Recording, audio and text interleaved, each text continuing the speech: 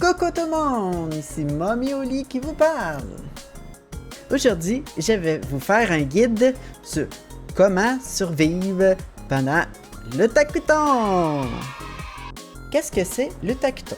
Le Takuton est le plus grand festival québécois d'anime organisé par des passionnés d'animation japonais, de manga, de jeux et de culture japonaise en général. Que puis-je faire à l'Utakuton?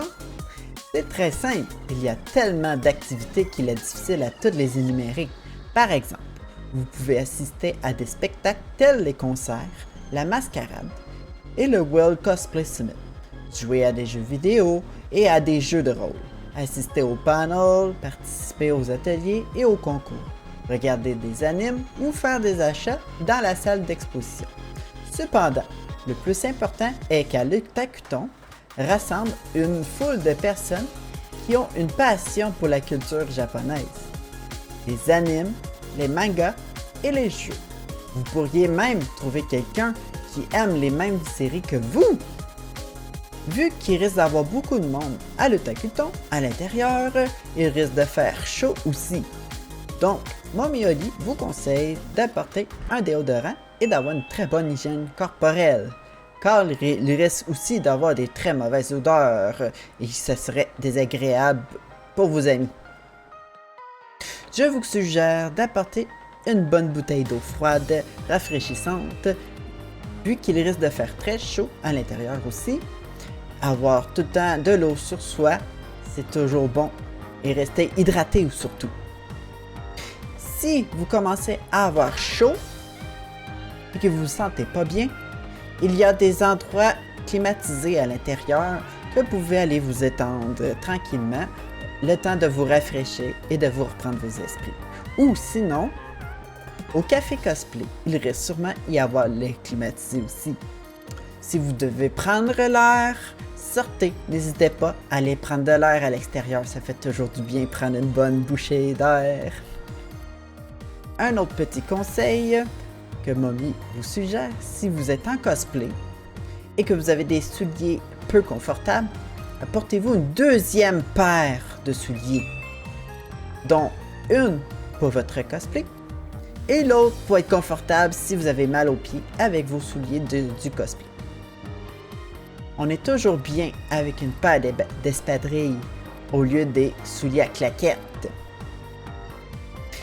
Si vous êtes perdu, n'hésitez pas à aller voir le personnel sur place. Il y a toujours du personnel de l'Utakuton qui sont là pour vous aider à vous diriger aux bons endroits. Sinon, si vous ne trouvez pas de personnel, derrière votre passe, il y a la carte de l'événement.